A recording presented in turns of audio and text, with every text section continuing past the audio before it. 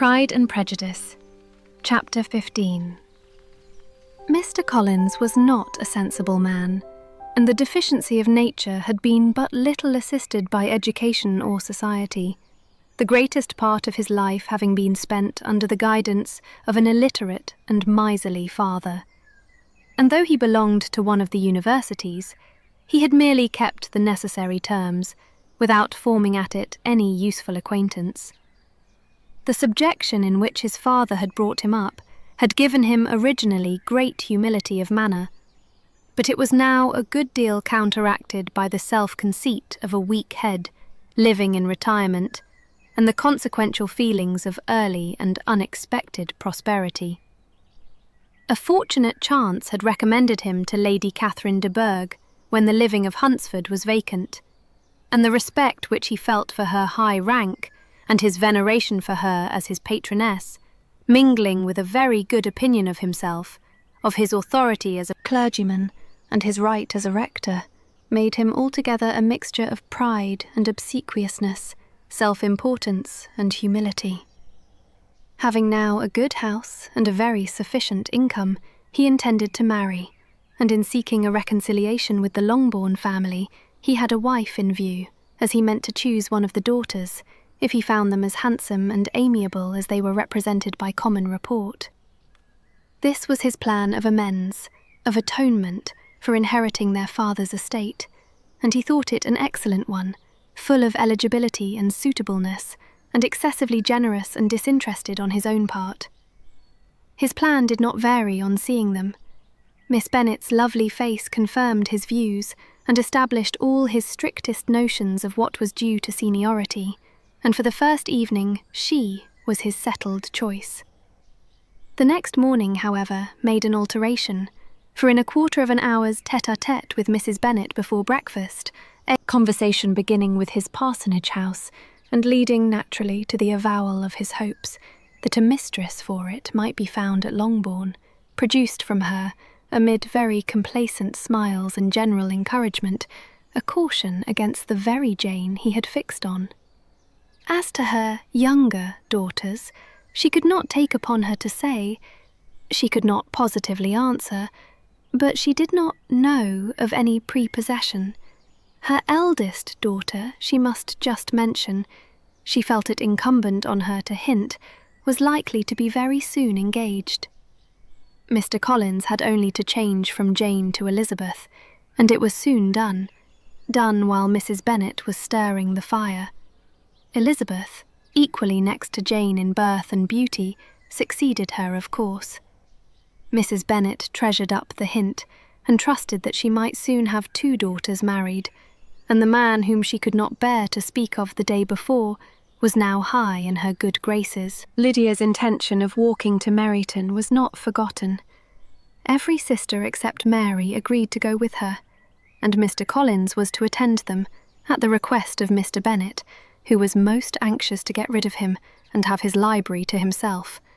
For thither Mr. Collins had followed him after breakfast, and there he would continue, nominally engaged with one of the largest folios in the collection, but really talking to Mr. Bennet, with little cessation, of his house and garden at Hunsford.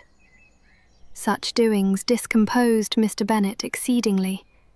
In his library he had been always sure of leisure and tranquillity, and though prepared, as he told Elizabeth, to meet with folly and conceit in every other room in the house, he was used to be free from them there.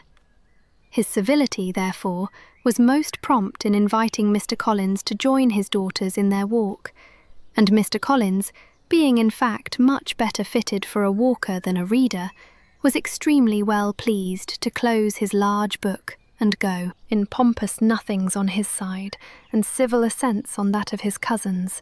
Their time passed till they entered Meryton.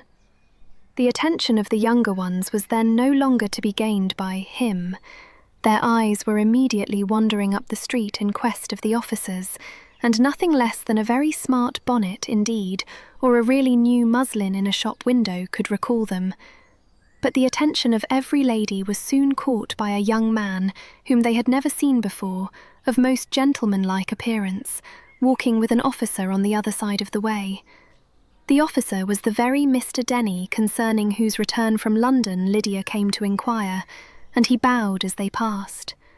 All were struck with the stranger's air, all wondered who he could be, and Kitty and Lydia, determined if possible to find out, led the way across the street, under pretence of wanting something in an opposite shop, and fortunately had just gained the pavement, when the two gentlemen, turning back, had reached the same spot.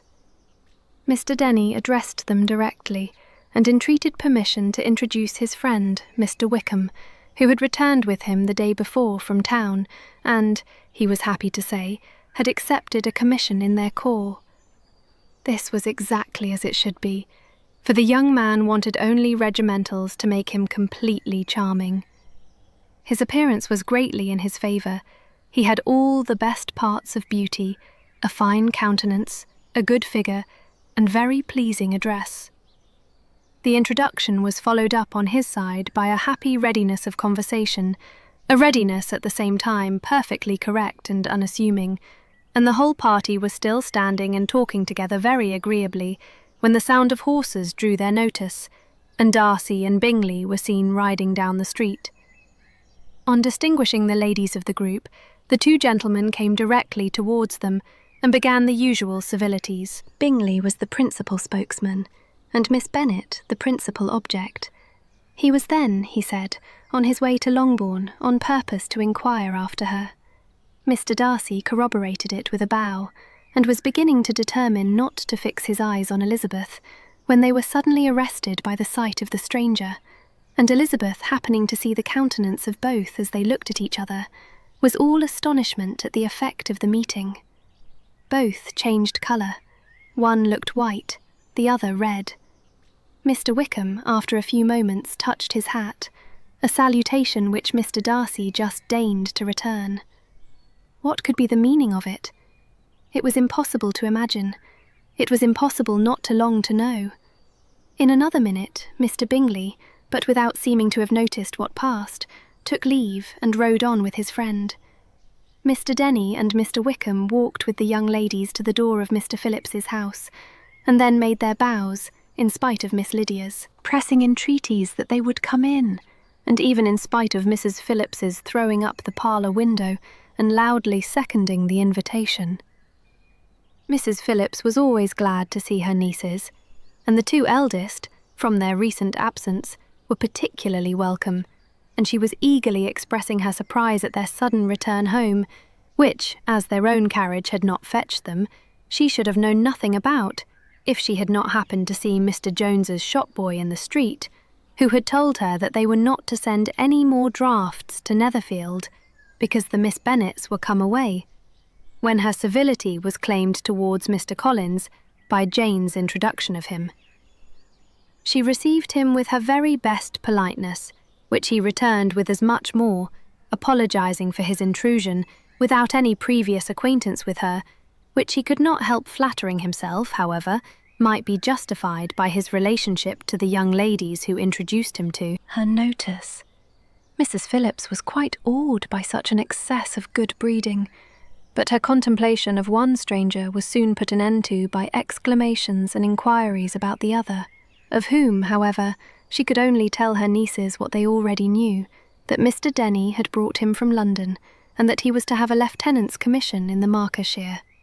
She had been watching him the last hour, she said, as he walked up and down the street, and had Mr. Wickham appeared, Kitty and Lydia would certainly have continued the occupation, but unluckily no one passed the windows now except a few of the officers, who, in comparison with the stranger, were become stupid, disagreeable fellows. Some of them were to dine with the Phillipses the next day, and their aunt promised to make her husband call on Mr. Wickham, and give him an invitation also, if the family from Longbourn would come in the evening. This was agreed to, and Mrs. Phillips protested that they would have a nice, comfortable, noisy game of lottery tickets, and a little bit of hot supper afterwards. The prospect of such delights was very cheering, and they parted in mutual good spirits. Mr. Collins repeated his apologies in quitting the room, and was assured with unwearying civility that they were perfectly needless. As they walked home, Elizabeth related to Jane what she had seen pass between the two gentlemen, but though Jane would have defended either or both, had they appeared to be wrong, she could no more explain such behaviour than her sister. Mr. Collins, on his return, highly gratified Mrs. Bennet by admiring Mrs. Phillips's manners and politeness. He protested that, except Lady Catherine and her daughter, he had never seen a more elegant woman, for she had not only received him with the utmost civility, but had even pointedly included him in her invitation for the next evening, although utterly unknown to her before. Something, he supposed, might be attributed to his connection with them, but yet he had never met with so much attention in the whole course of his life. Hi, Kate here. What was your favourite part from this chapter? Leave us a comment below. If you liked this video, feel free to like and subscribe to my channel.